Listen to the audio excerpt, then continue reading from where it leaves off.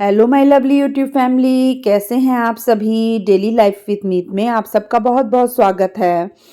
ये है 9 दिसंबर का दिन और मैं बना रही हूँ मिक्स वेज। और दोपहर के 12 बज गए थे।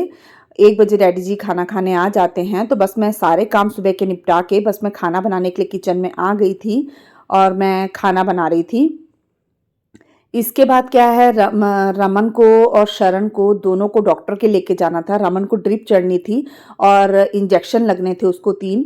और क्योंकि वो कुछ भी खा पी नहीं रहा है। और शरण शरण के भी सेम प्रॉब्लम आ गई है। शरण को भी पेट में दर्द, उल्टी जैसा, उसको भी बुखार, उसको भी अच्छा नहीं लग रहा था, तो उसको भी लेके जाना है डॉक्टर के पास में। तो बस मैं यहाँ सुबह का सारा काम निपटा लिया था, नाश्ता, घर के सारे काम निपटा के बस मैं खाना बनाने के लिए आ गई हूँ। और मैंने सुबह कुछ भी शूट नहीं किया क्योंकि बच्चे थोड़ी थोड़ी देर में बीमार रहते हैं, तो मम्मा मम्मा करके आवाज़ लगाते रहते हैं किसी ना किसी चीज़ के लिए।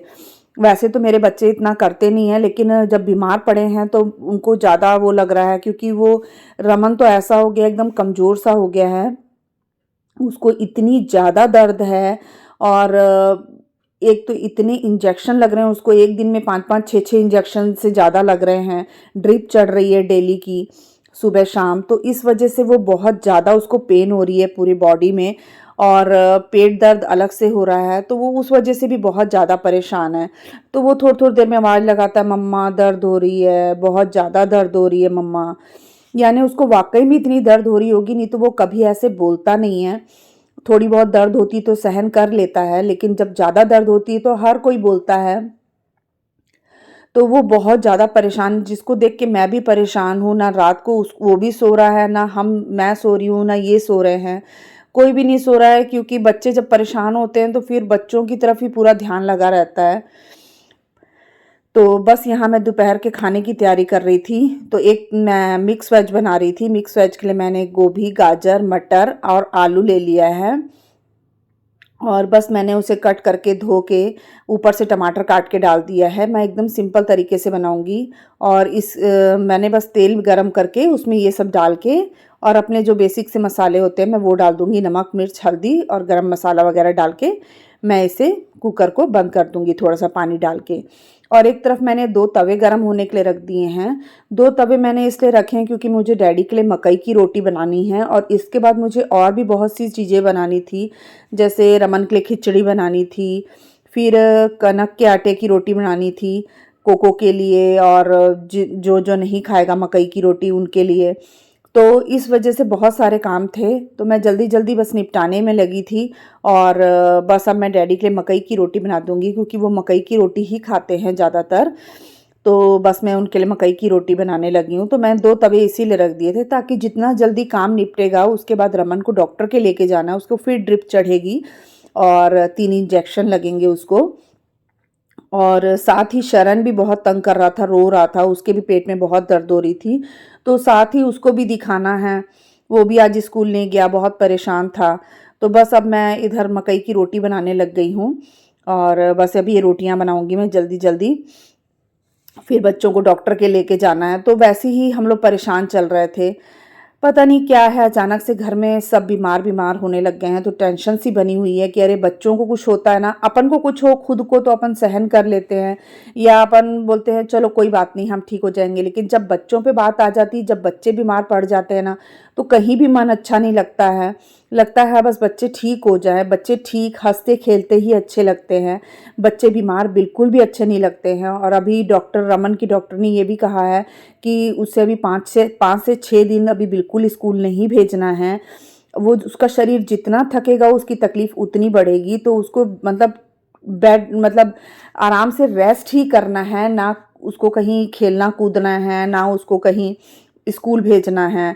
यहाँ तक कि उन्होंने ये भी कह दिया है कि पढ़ाई के लिए भी ज़्यादा जोर नहीं मारना है, और वो ज़्यादातर अभी इतनी तकलीफ में है कि दवाई खा के वो सो जाता है।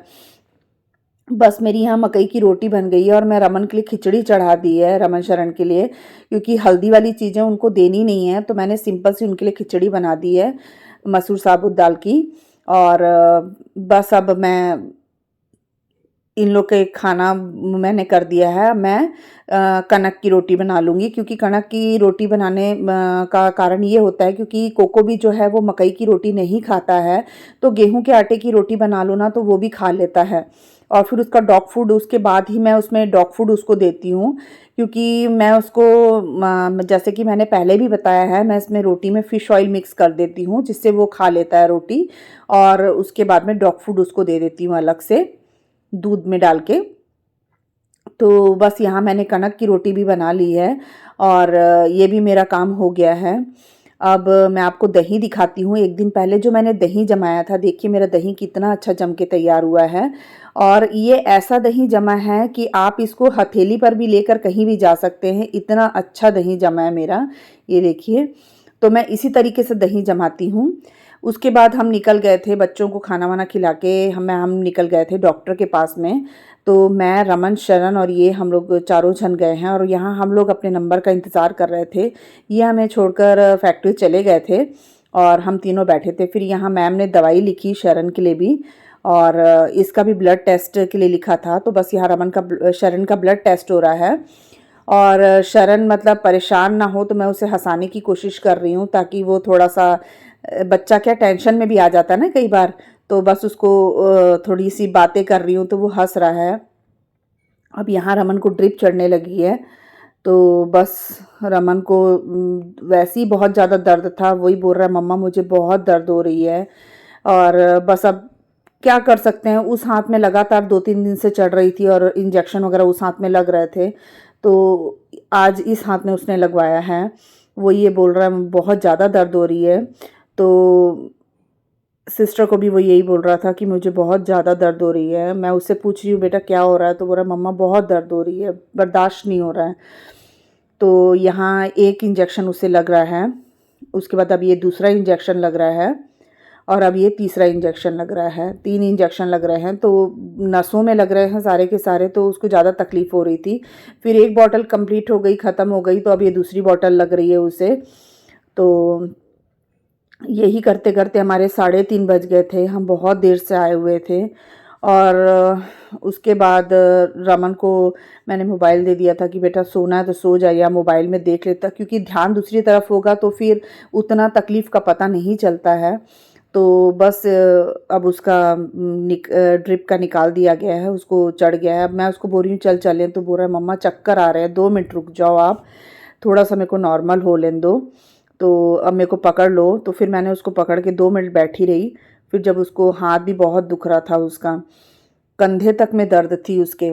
फिर उसके बाद इन्होंने ड्राइवर को भेज दिया था, तो भैया हमें लेने के लिए आ गए थे। तो बस बच्चे गाड़ी में बैठ रहे हैं, और उसके बाद मैं भी बैठ बैठ गई गाड़ी में, और फिर भैया ने हमें घर छोड़ दिया। और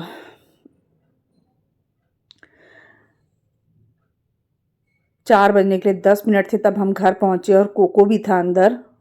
वो भी देख रहा है अरे घर में क्या हो रहा है, कि घर में कोई रह ही नहीं रहा है, कभी कहीं जा रहे हैं, सारा दिन हमारा बाहर ही निकल जा रहा है, डॉक्टरों के चक्करों में ही हमारा सारा दिन निकल जा रहा है। तो कोको भी खेलने को कर रहा है कि मेरे साथ खेलो, मतलब उसको भी लग रहा है कि सब घर में कोई नहीं रह रहा है, मैं अकेला रह रहा हूँ अभी घर में।